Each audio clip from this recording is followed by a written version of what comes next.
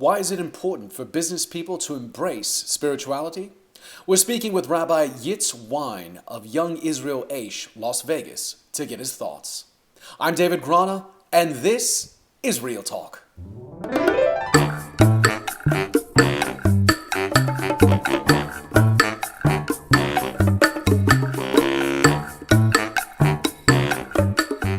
Rabbi Wyne, thank you so much for joining us today. Really appreciate it.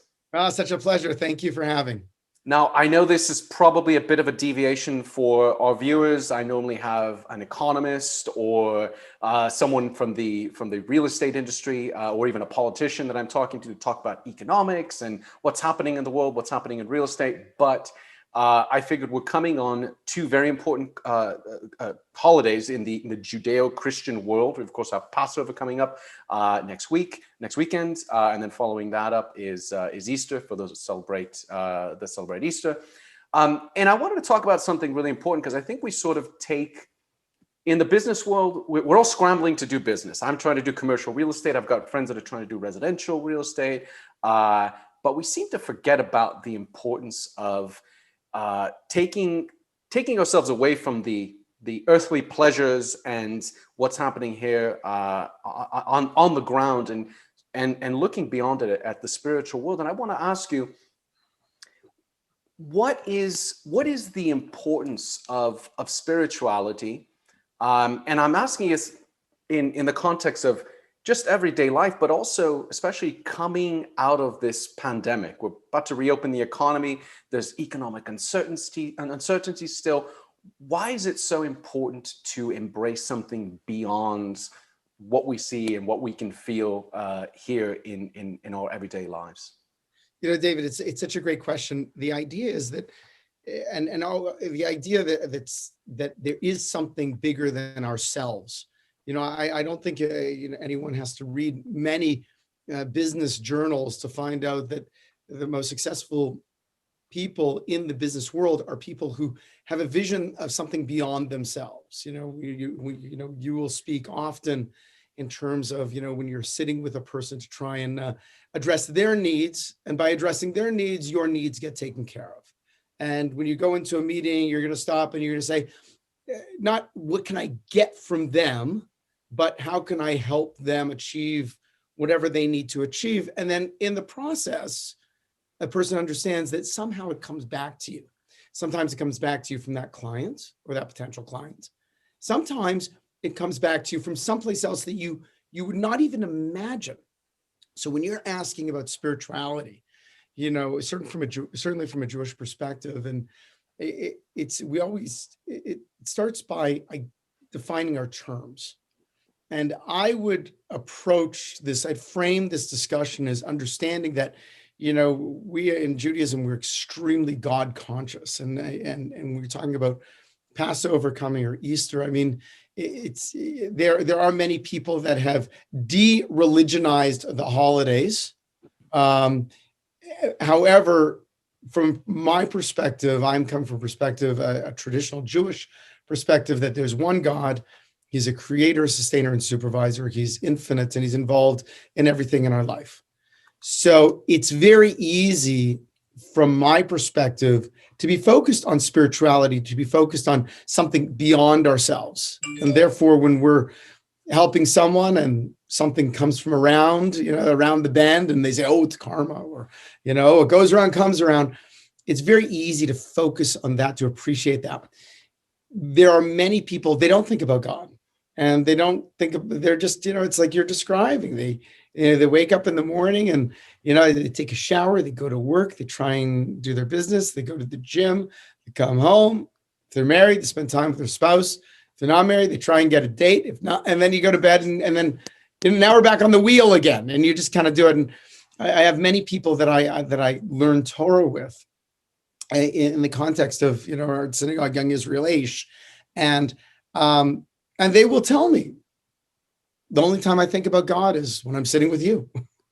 and that's, you can live a successful life that way, I think. But it's the difference between living your life and flying first class and living your life and flying in the back of the plane next to the bathroom. It really is. And if I can take a moment and talk about that, in that regard, I think it might be very helpful. So your question is, how important is spirituality? And my first thought is, let's define what spirituality is. It's those things that are beyond that which we can see, touch, feel, and those and there are spiritual rules that are going on around life. If you're permit, I think in terms of context, I'll tell a quick story. There was a person I bumped into him. I was watching the sunset in Malibu on the beach there, and a guy comes over to me. He sees the kippah, he knows I'm Jewish, and it's a magnet for other Jews, of course. And he says, we start chatting, and comes out that I'm a rabbi, and he says, he asked me the following question. He said, Rabbi, can a person live a happy life and not believe in God? And by the way, I am a non-believer. That's how he asked the question. Okay. So I turned to him and I said, so you had an uphill battle at that point. Yeah. He's saying, right. And by the way, the introduction to the conversation was, he walks up to me, he goes, oh, what a beautiful sunset. Malibu. I love Malibu. I've been here 40 years, the greatest place ever. And you could see the guy was basking in the glory of the Almighty. I mean, not that he doesn't believe in God, but he's basking in his life. This is a happy guy. And he's turning and he's saying, Rabbi, can you live a happy life and be a non-believer? And by the way, I'm a non-believer. Right. So exactly as you identified, either I'm going to say, no, you think you're happy and you're not happy. Or I'm going to say you could be happy, and then any additions I choose. Which path do I go? Which way is it going to be? Can you be a non-believer and live a happy life? Now, interestingly enough, though, he was in awe at Malibu, which I've been to Malibu many times. It's nature at its best. Yeah. It's cliffs and mountains and the ocean coming together. That's something really beyond, I don't know, let's say iPhones and, all this other man-made stuff. I mean, however you want to call it. But in a way, it almost kind of feels like he did have an appreciation for something spiritual, if you want to consider the earth or his surroundings spiritual. Right. So there's obviously something going on here. And it's real. It's not fake. But he's not attributing it to God at all. So I'll share with you my answer. My answer is yes. Yes, you can live a happy life and be a non-believer. But it's the difference between flying first class and flying on coach right next to the bathroom in the back of the plane. And permit me to explain what I'm talking about. When this guy shows up and he looks at the mountains and he looks at the bluffs there, and then he looks at the ocean, he sees the sunset, he's feeling something and he's appreciating it. And that appreciation is real. That the pleasures he's experiencing are 100% real. But when I look at that, I see the same bluffs, I see the same ocean, I see the same sunset. But it's in the context of an infinite creator who the world and the galaxy and the universe is so large. Yet to me, it's that God created this moment, all of this, and this moment for my pleasure. So when I see it, I'm actually connecting not just with the physical beauty, but I'm connecting with the spiritual pleasure of love and infinite love from the Almighty. Like, this is a gift. And then, as opposed to just where he's in the back of the plane, he's experiencing that pleasure. To me, it rides further, because now that I know that I was created by, the Almighty, so my perspective is, well, a purposeful creator creates things with purpose. And now I have a purpose in my life. And now there's a purpose to me experiencing these pleasures. And now where do I take that inspiration? God's giving me that pleasure for a reason. And so that I can go and fulfill my reason, my purpose. And I think this really hits on the key of spirituality, that the the person that is not spiritual, they can have all sorts of pleasures and they can live a good life. But a person that is connecting with things beyond him, and the ultimate thing is an infinite creator. So his pleasures are much, much deeper. They're much more profound, and they're not random. They're purposeful, and they're given at a moment for a purpose, for that you can wake up in the morning and now I have to do something more. And I think a lot of feelings, a lot of challenges that people in the business world have is if their life is only business, eventually they get to the point with, what is all this about anyway? Person's selling commercial real estate. That's a pleasure. I mean, you're helping someone, you're helping someone's business. You can say in your mind, I'm helping someone's business. And when they get, I find the right spot for their business. Now they have their business. They employ 20 people. That's feeding 20 people's families. I play a pivotal role in that, right? I mean, you're doing something meaningful here. You're helping a business thrive that's supporting families, that allows, and those 20 families have 40 children. And and you play a role in that because you were the broker to get the guy to, the right lease space. Like, that's meaningful. However, if a person is aspiritual, they don't have spirituality, very often they're not going to focus on that pleasure, and they're not going to focus on the greatness of the value of what they're doing.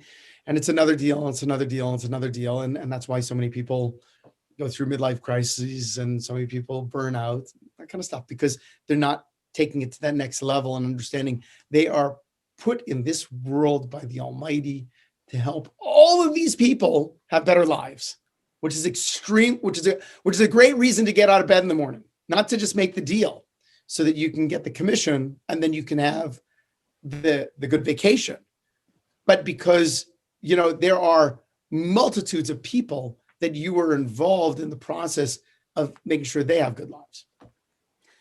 You're speaking to me because I just turned 42 years old, and I can tell you, I think for the previous 42 years of my life, I didn't really realize what the heck life was about. I was chasing and chasing and chasing. I think today, and I don't know if it's the finite nature of our time on this earth that makes me think that way. But I myself am now getting to the point where I'm realizing, it's not about the material. It's about, and this is a very important thing, it's about the people in our lives. Because to live a lonely life with all these material things, I find very vacuous. Yeah. But the people, if you can connect with people, it just makes it so much more fulfilling. So I can definitely see that. But I have to ask you this. There's a lot of people out there that I think they make they put in a very strong effort to try and connect, but they find it difficult. And they may or may not be religious. I don't know. I mean, I've run across people in synagogue who tell me, I'm an atheist. And I'm like, what do you do? I kind of think, what are you doing here? And I'm not knocking atheists. Hey, to each their own. But how can people that find it difficult to connect to something greater than themselves, how can they change, if you will, their thinking, reprogram themselves so that they can embrace something beyond just the earthly, just the material? Well, so I think the first step is to recognize the challenge and understand that it is difficult, in the respect that this world is so seductive and the physical pleasures are they're seductive. I mean, way too many people have mortgaged their eternity or mortgaged great pleasures in this life for the temporal. I mean, and by the way, listen, I like nice clothes, and I like vacations, and I like nice things, and we should like that stuff. Again, traditional Jewish thought is that every permissible pleasure we may experience in this world, we must experience. As a matter of fact, we will be held accountable in the life hereafter if we shunned ourselves from permissible physical pleasures. And the physical is seductive, and it's encompassing, and it is not lasting because it's temporal. you have a physical pleasure, and then when it's done, you want another one, and then you want another one, and then you want another one. And it can keep you in a rut where you're chasing the next physical pleasure, the next one, the nicer car, the nicer house, the better vacation, that kind of stuff, the better environment for for to drink your coffee in. So it's very seductive. It's not completely satisfying. The reason it's not completely satisfying is because we are a composite of a body and a soul, and a soul is infinite, always striving for the godly, and the body is physical. And so if we're just feeding the body, as long as we're eating the steak, it's okay. But then once the steak finishes, and then a couple hours later the hunger comes back, I need the physical again. And the soul is never really satisfied. So there's an underlying quest, there's an underlying searching for it. And people will fall into the illusion that, if I just make enough money, if I get to the next plateau, then I'll be happy. The problem is there will always be someone who has more money than you. There will always be something nicer that you can achieve. And no matter what, there will always be more notoriety that you can get. If this video is viewed 1 million times, you're going to be ecstatic for a little while, and then you're going to realize, you know what? There are people out there that are making videos that are being viewed 10 million times, and then you'll get to that point, God willing, and then you want to say amen to that. Amen. And then what happens is, and then you realize there are videos that get viewed 100 million times, right? There's always another plateau that where so it is intrinsically unsatisfactory, which, by the way, one of the greatest billboards I ever saw, I don't remember the product it was selling, but I remember the line. It said, if you are not completely satisfied, then call da, da, da, da. And I saw that, I go, nobody is completely satisfied. No one is. Everyone has. There's some element of everybody's life that they're deficient. Now, again, from a spiritual perspective, that's fantastic. This is excellent news, because that means you will always continue to strive and be fulfilled. But from a hedonistic point of view, it's self-defeating, because it means you're never going to be satisfied. So the first point is, how do you get to the focus of beyond something greater than yourself?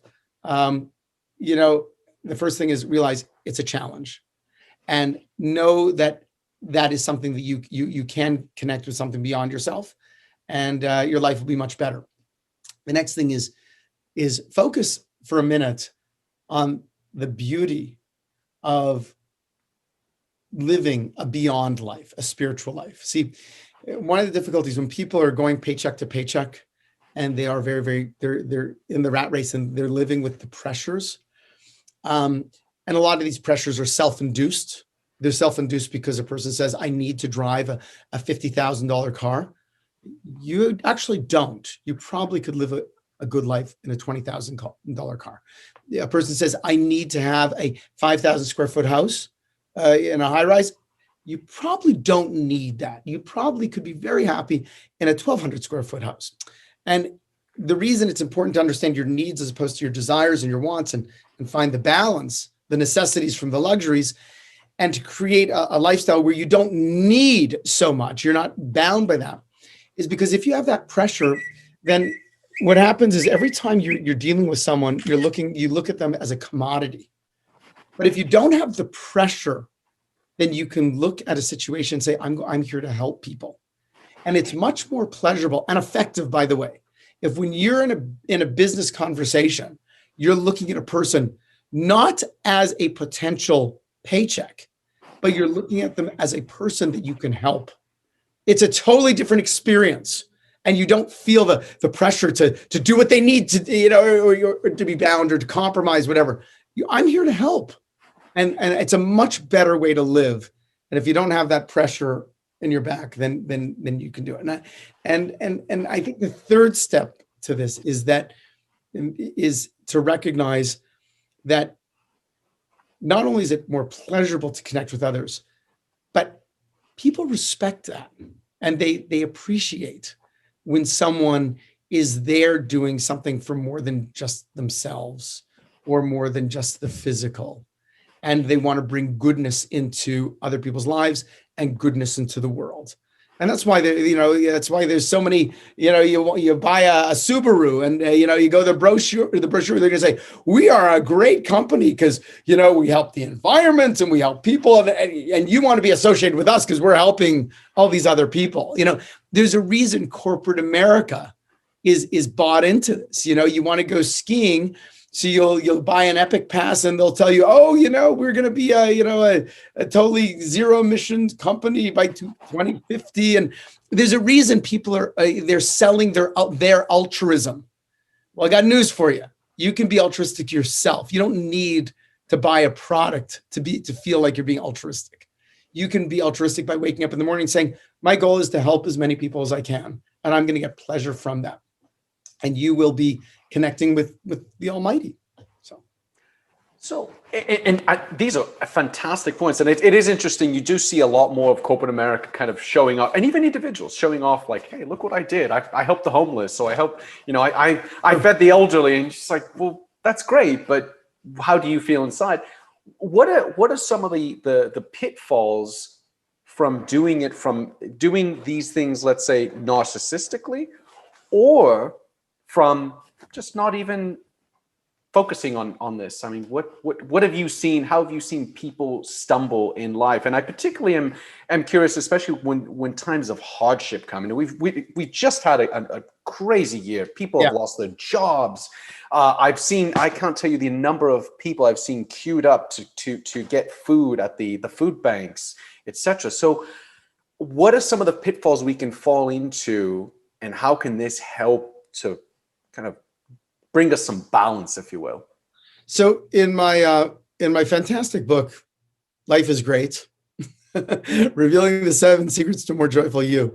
So I actually deal with that point extensively. In the reference that, we have to not, the Talmud, which is a compendium of Jewish wisdom that was published in different tiers, but part of it was published about 1800 years ago. There's a fantastic line, which we believe was taught from God to Moses on Mount Sinai, but just not published, until 1,300 years later, 1,500 years later. And it says, who is the rich man? Someone who rejoices in his portion. So the wealthy man is someone who really rejoices in his portion. And we all understand this because we know there's people who have a lot more stuff than we have. And we are happier than they. And there are people that have a lot less stuff than us, and they are happier than we are. So the truly wealthy person is able to appreciate their portion, rejoice in their portion. And remember that a portion is a mixed bag. It means that you have some things and you don't have some things. And very often some people take for granted what they do have. Thank God I don't even notice my teeth. I mean, I brush them, 3 times a day, and I floss every day, but there's no pain. So I go through my life and I basically don't notice it so much. But if you get a toothache, then you really appreciate, you know what? I have no problems, with my teeth, that kind of stuff. And, so a person has to, if you're financially stable, very often, you're just kind of like going along the motions. But if you aren't going through a position where you're not financially stable, then you cry out to God, you pray, you work harder, you got the impending doom coming upon you, so you have to work to make things right. So learning to appreciate what you have, and then also learning to appreciate the things you do not have, are ways to really be inspired and ways to move forward. So it's easy to appreciate, thank God I don't have cancer. It's easy to appreciate that. But it's also learning to appreciate, a person who's single and they're looking for companionship, and they, maybe right now it's good for you to be single. Appreciating that you're not with the wrong person. Appreciating that, as a single individual, you do have liberties that you don't have when you were in a relationship. And then when you find the person, and now you're in the relationship, you've lost those liberties.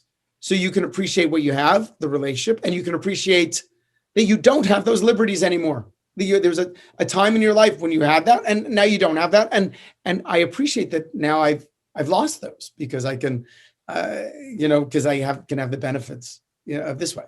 And a person who has, and even though my first name's Rabbi, so to speak, I don't like to speak so religious, but a person who really trusts in God and knows that the Almighty is involved in their life, they know that every moment they have exactly what they need for the good and for the difficult. And I think when you have that balance, then whether your business is going great at this time or you're coming out of you're just trying to get out from underneath the rock, I think you can rejoice, be a little happier, and be more joyful. And by doing so, you'll help a lot more people. It's interesting you say that. I was reflecting with a friend of mine many, many years ago. I lived in New York City, didn't have a lot of money. I was working as a waiter in a restaurant practically 7 days a week, double shifts. I was exhausted. And at the time I was sleeping. I didn't even have a bed. I had a sofa. I was staying at a friend's house. Sure. And I was sleeping on a sofa. And then I upgraded I was renting a room in New York, in Inwood, which is in northern part of Manhattan. And I got a futon. I slept on the futon, which, by the way, sleeping on a futon every night is horrific. And then it's just the worst. Finally, I rented a place where I had a bed. And I know it sounds absolutely silly, but the minute I laid down on that bed, on that mattress, I was just so overwhelmed with joy because my back wasn't hurting. It was just so pleasurable to sleep on an actual bed, not a sofa, not a futon, and to finally have like an actual permanent place, not sublet a place or, stay at a friend's house. And it was just amazing. And I know it sounds like such a simple pleasure, but I tell you, I look back at that and I look at what I've got now and I'm going, oh, times are different now. And thank goodness. Yeah, and these appreciation of the simple pleasures is a real way to elevate your spirituality. I very often, when we go out, and you and I have actually experienced this, we'll go for coffee and I'll explain that we make a blessing. We thank God before drinking the coffee. Well, in Judaism, you make literally 100 blessings every day. That's what we do. And when you thank God for going to the bathroom, you thank God for your health afterwards. You thank God for any time you eat something. You thank God when you buy something new. All these things, you're taking the physical pleasures, and you're recognizing they are a gift from an all-encompassing creator of the universe. And when we do that, we really do turn our lives into an exercise of gratitude for all the marvelous things that we have. And the more we appreciate the small things, then the more we will appreciate and not take for granted the larger things. And we say that gratitude is really the fuel for goodness and for happiness. Oh, I love that. You need to coin that phrase, because that's beautiful. Okay. Now we're heading into important season for Jews, important season for Christians. Passover, of course, is very important, incredibly important to Jews. It's also a part of the Christian faith as well, as it's called in the Christian faith, the Old Testament. But Passover is one of my favorites. It's probably my favorite holiday, and I've got a few different reasons why. Some messaging behind it. I'm not going to spoil it. I mean, this is your time to shine. So, for those of us that don't understand the story of Passover, why is it so important from the message that is delivered beyond the parting of the Red Sea? We all saw the Charlton Heston film. Beyond that, what is the messaging behind it? Why is it so important for not just for this time of year, but for our entire lives? So beautiful. So, remember this is, God created everybody. God created all 7 billion people in the world. And even though Judaism is a religion primarily, it's a religion for Jews to be practiced by people of the Jewish faith, the life lessons are actually universal. We all have 2 eyes, a nose, a mouth, 2 ears, and we look different because there are certain universals. And so the messaging of Passover, by and large, are universal messages. that every person can appreciate and enhance their life and the life of others. And just a few of them, there's many of them, but I'll give a few of them. Of course, it is the story. Passover celebrates the redemption of the Jewish people in Egypt. The Jewish people went into Egypt. They were there for 210 years. For the last 87 years, they were slaves. The slavery that the Jews went through was really depicted as Holocaust-like. I mean, like people in a death camp in Auschwitz. And they did not think that there was never a redemption of an enslaved people before this moment. Moses fled Egypt. He grew up as an Egyptian aristocrat. He has an encounter with God, the burning bush, where God says, go to Egypt, tell Pharaoh, let my people go. Moses is reluctant. His character is fantastic. He's a person of tremendous humility, and humility with strength, understanding he's a powerful person in every way. Except he was not an articulate speaker, interesting enough. But nonetheless, he goes to Pharaoh, goes to Egypt. And through the process of 10 plagues, Egypt is broken, and they can't send the Jewish people out. When there's a change of hearts, the Egyptians pursue the Jews into the Sea of Reeds, and the Jews emerge on the other side. The Egyptians are drowned, and that is the final destruction of Egypt, which lasts for hundreds of years. The Jewish people, when they left Egypt, they literally plundered Egypt of all of their wealth, and that supported the Jews for again hundreds of years. As the Jews would move into the land of Israel and build an economy and build a world power. Eventually, culminating really when King Solomon builds the Holy Temple, a couple hundred years later after that event. That's the story of Egypt. There's a couple of main points that we focus on. One is it teaches us about God's intimate involvement in our life, how all of these 10 plagues, they affected the Egyptians, but they did not affect the Jews.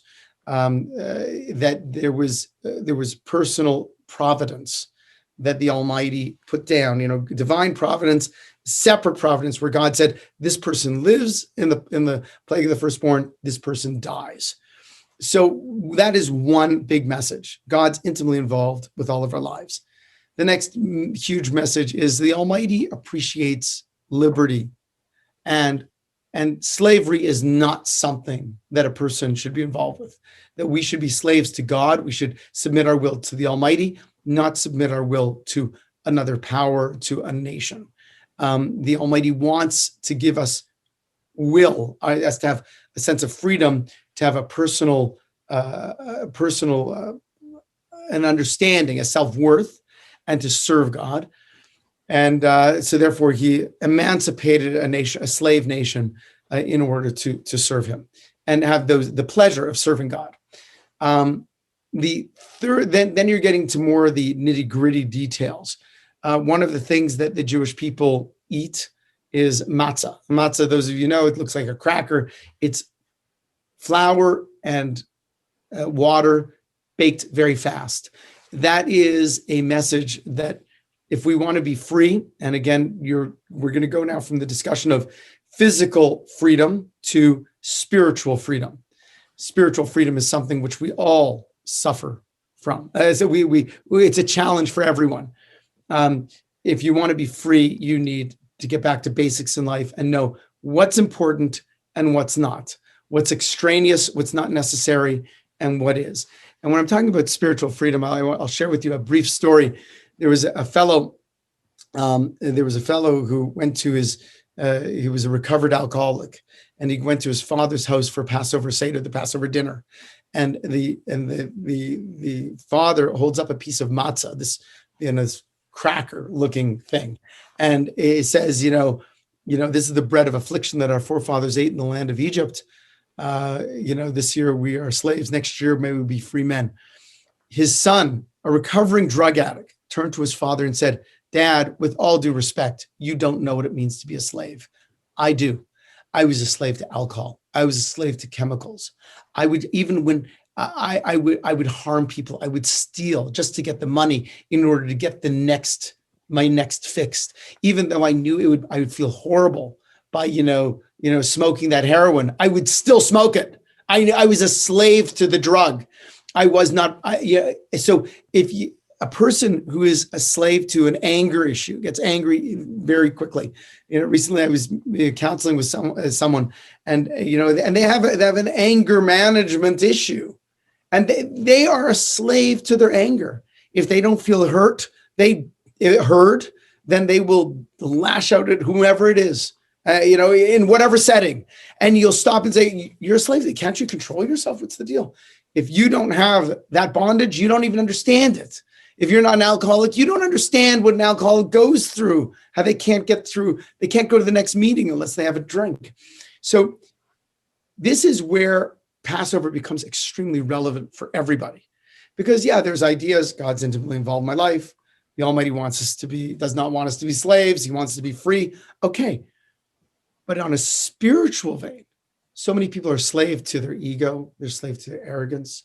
They're slave to people's perceptions. They're slave to the materialism.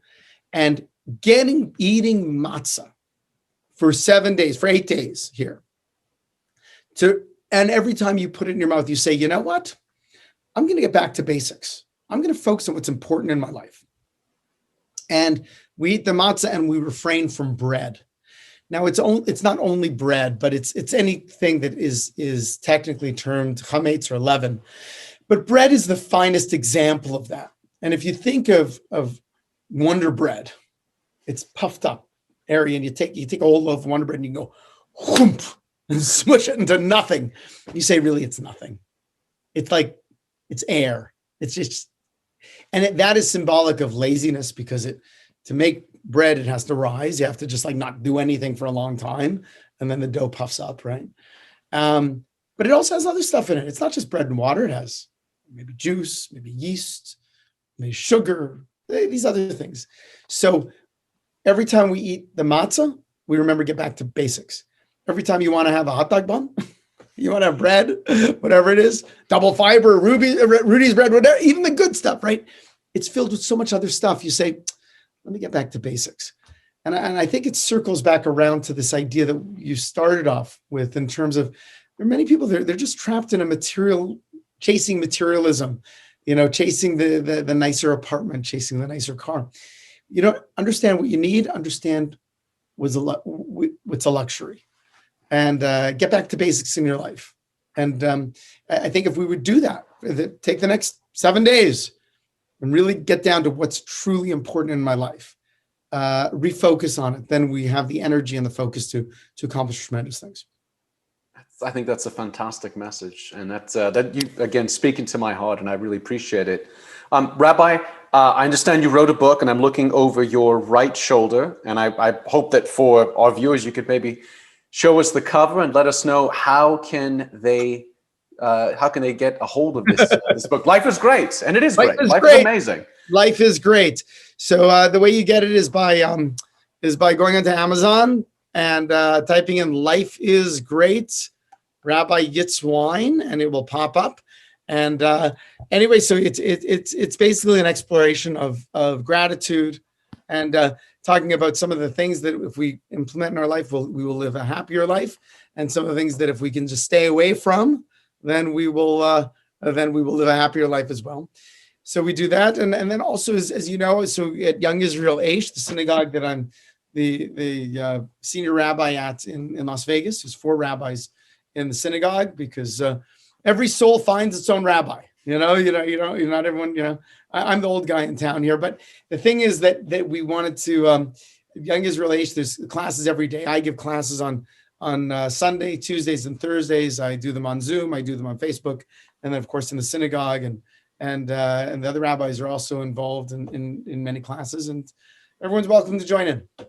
Yes, excellent. And for the online classes, I know I do join for your online lectures as we get out of this pandemic, and I do plan on being there in person, especially with longer days, and also with the pandemic hopefully going away. But what are the dates and times generally that people can log into your online show? So it's going to be 7:30 p.m. Pacific Pacific time. I think it's PDT now, Pacific Daylight. I don't know, something Pacific time. PST, I think. And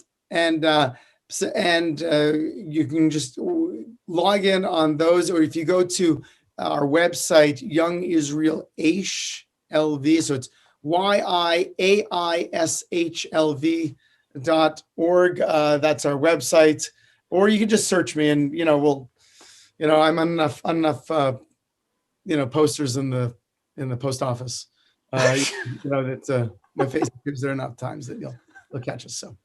Well, I'll make sure to put that flashing on the screen as you're saying it, and also I'll put it in the description. I'll put a link to your Facebook page, also to your website, so that people can check you out, listen to your weekly lectures, which I think are fascinating. And if you like this, folks, if you really enjoy this, and this is food for the soul, please log in. It's fun. It's interactive, and always appreciate listening to you, Rabbi. There's a lot of lectures on YouTube. Between YouTube and Facebook, there's a lot of them, so you can enjoy it more than anyone can listen to, I think. Excellent. Well, Rabbi, I really want to thank you so much for your time. I know you're very busy. You're doing God's work. I appreciate you taking the time to chat with us. And I also want to wish you and your family a very safe and very happy Pesach. Thank you so much. You also, David, I appreciate the opportunity to schmooze with you, and should also have a wonderful Pesach, a great Passover as well.